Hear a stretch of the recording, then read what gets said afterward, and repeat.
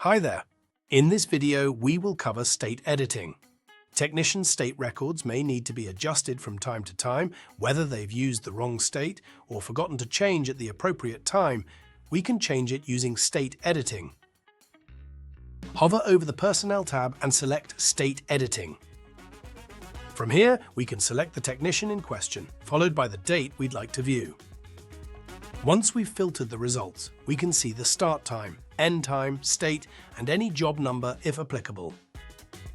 All of these can be adjusted accordingly and will alter the data displayed in the State Records Report, Technician's Efficiency Report, and any data changed relating to a job.